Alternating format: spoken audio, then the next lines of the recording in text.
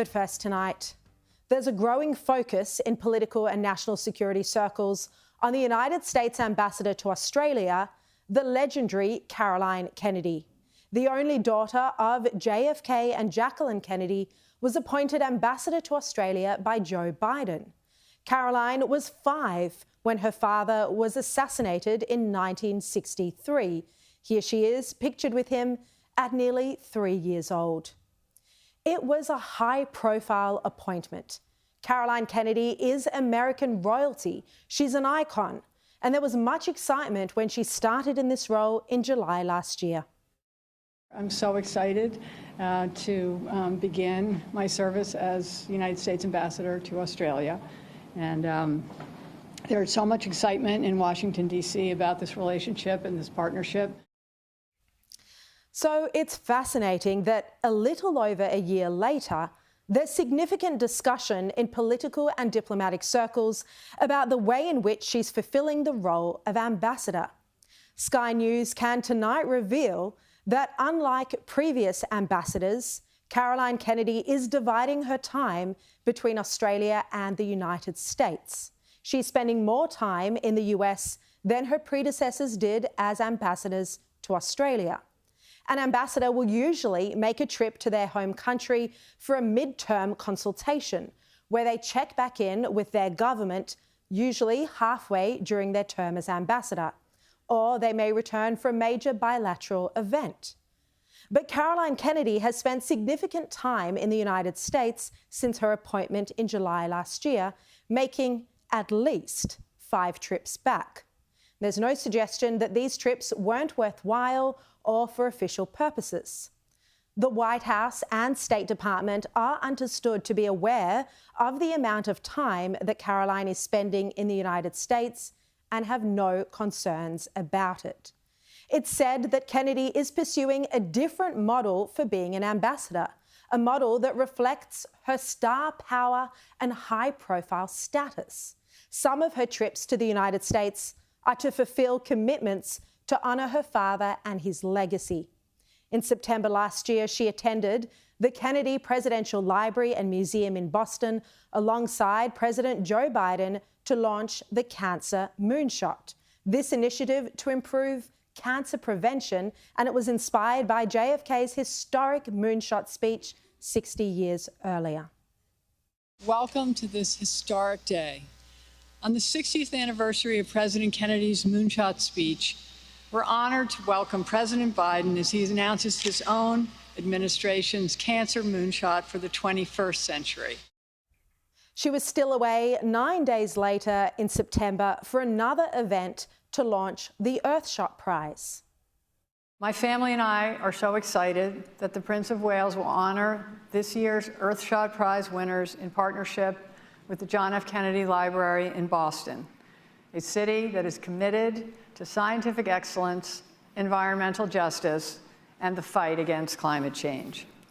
We're proud that President Kennedy's moonshot legacy still inspires hope, and we look forward to welcoming all of you who are working to ensure a better future here on Earth. Kennedy was back in Boston on December 2nd to welcome Prince William for a visit of the JFK Library ahead of the Earthshot Awards event. On other occasions, she's supported Australian endeavours and businesses, like her launch of Anthony Pratt's Visi business in Kentucky this month. Kennedy and our ambassador to Washington, Kevin Rudd, were both there to mark the opening of a $1 billion state-of-the-art paper mill, bringing more than 300 jobs to the US.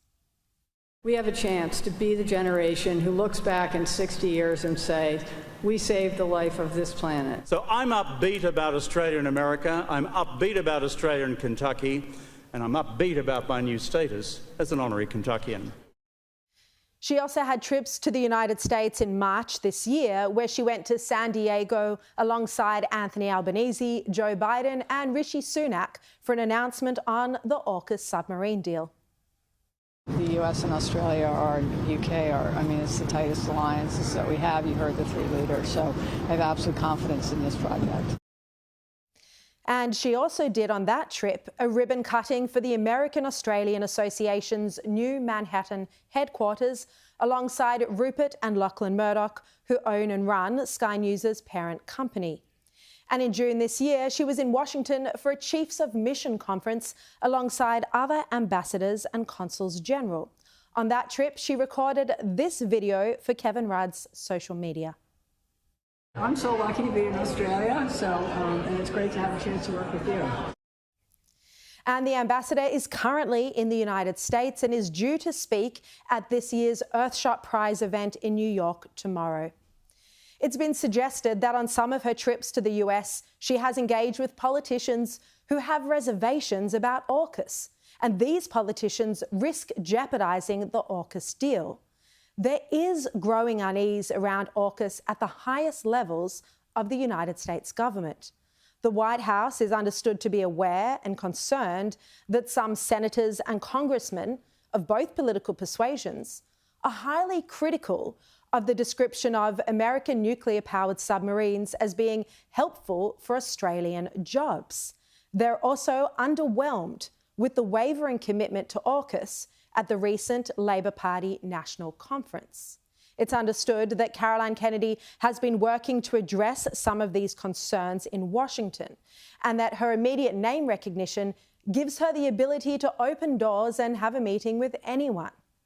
Kennedy's unique approach to the role of US Ambassador to Australia has both its supporters and its critics. Her supporters say she hasn't missed any significant bilateral event, and she can have a bigger impact on ensuring AUKUS is a success if she's in the US rather than only in Australia. They say she has a status that's not that of a normal ambassador, and that Australia is lucky to have someone who has this unprecedented access, including the ability to get the president on the phone. Others, however, are critical of her approach that has seen her spend so much time away from Australia. There is significant chatter and discussion in Canberra about the absence of the ambassador. One source within the national security community said there's a growing view that she's hard to find. The United States and Australian governments are aligned in saying that right now we are at our most unstable period in our region from a security perspective since the end of World War II. Critics say that ambassadors should live in country, and that during this time of instability, Australia should have a full-time US ambassador in country. Critics also say that the best ambassadors know that bipartisanship is crucial, no matter who the president of the day is. And that was one of the most effective roles of diplomats, is to ensure that there's support across the board.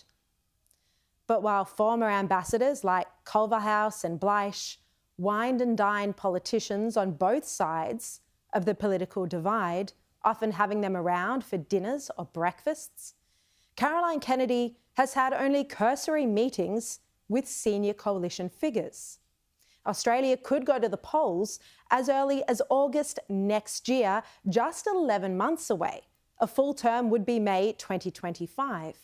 And meanwhile, the US election is not too far away either. Now, we sent detailed questions to the US Embassy a full week ago asking how much time Ambassador Kennedy spends overseas and whether it was always her intention to divide her time between the US and Australia. They didn't respond to our detailed questions. Instead, they said in a statement, Ambassador Kennedy enjoys a close working relationship with her Australian government counterparts, and she's had a number of warm and productive meetings with Prime Minister Albanese, Deputy Prime Minister Miles and Foreign Minister Wong during her time in Australia. And it's understood Kennedy resides in Canberra and has done so since her appointment last July. Now, Senior Fellow at Hudson Institute in Washington, John Lee, who was previously at the US Study Centre, he was also a former principal advisor for Julie Bishop when she was Foreign Minister. Well, he often speaks with senior officials in the White House and State Department. And he said there is an awareness that Ambassador Kennedy has been in the United States relatively frequently. His contacts tell him This has never been raised as an issue of concern on the US side. And John Lee will join me on the show a bit later on to discuss this and whether Caroline Kennedy can be an effective ambassador if she's not in the country all the time. And we'll also speak about other topics. Now, the United States is headed for an election shortly as well. Caroline Kennedy's cousin, Robert F. Kennedy Jr., is running for the Democratic nomination against Joe Biden. And Caroline's son, Jack Schlossberg, made headlines for a video he made on Instagram where he endorsed Biden and criticised Robert F. Kennedy Jr., saying that his candidacy is an embarrassment. He's trading in on Camelot, celebrity, conspiracy theories, and conflict for personal gain and fame. I've listened to him. I know him. I have no idea why anyone thinks he should be president. What I do know is his candidacy is an embarrassment.